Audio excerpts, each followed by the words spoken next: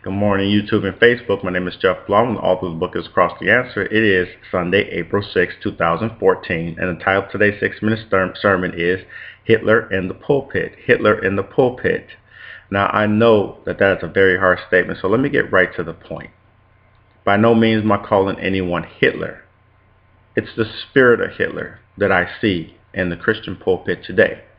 Again, I'm addressing those who are born again Christians, those who are filled with God's grace and His mercy, who have been pardoned from all sins, past, present, and future, who have been made innocent in the eyes of God, who are walking in the blessings and inheritance of God, the full abundance of God, and who are taking advantage of God's mercy, who are taking full advantage of God by trying to play God here on earth, being in full judgment of all mankind. And if it wasn't for our laws, I wonder how far this would go. This is what I'm talking about. Hitler called himself a Christian as well. I don't know if you knew that, but now you do. A reason why Jews hate Christians today and don't trust them. And I don't blame them. Would you? They were ready to receive our full confidence as Christians back when Hitler was in charge. They didn't see him as a threat. He was a Christian. And all of a sudden, look what happened when he started judging them. And then the masses rallied behind him and what he convinced them to do after he created his Gestapo police.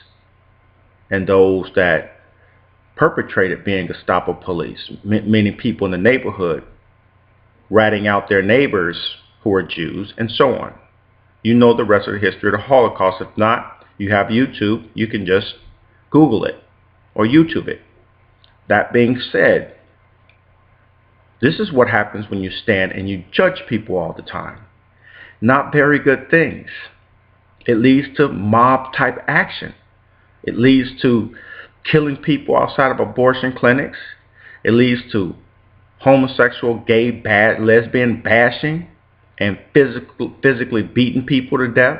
It leads to these laws that we have that isolate people and make them hate God.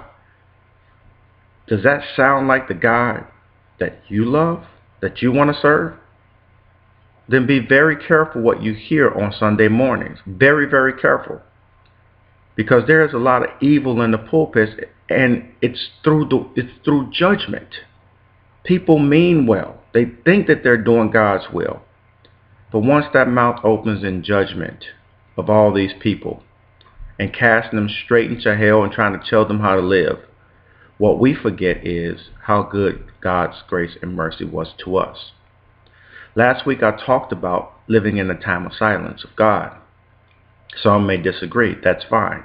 But what I know about this time is He's showing me just how much grace He's poured into me, just how much mercy He's showing me. He's showing to me that without His hand on me, like Jabez prayed, oh, that you would bless me indeed and enlarge my coast, that your hand would be with me to keep me from evil, that I may not cause pain.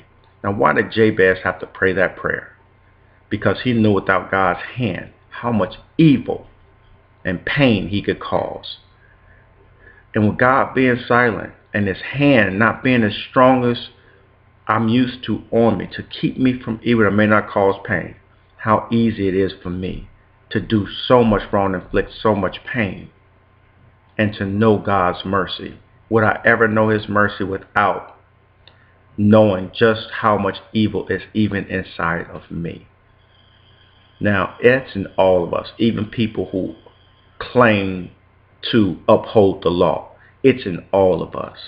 But because of God's mercy, it stays at bay. It stays back. And it just teaches me the fullness and the wonders of God's grace. And I'm asking all those pastors out there, if you know a pastor, I'm asking you, you know what evil lurks in you. And if it wasn't for the grace of God, you know what you would be doing right now. You know some of the things you are doing that God is not letting anybody know. But because of His grace and mercy, He's teaching you. you need to show the kind of grace and mercy to others that I am showing to you. You need to show them my love so that they will come running to me instead of running from me and hating me. This is God speaking.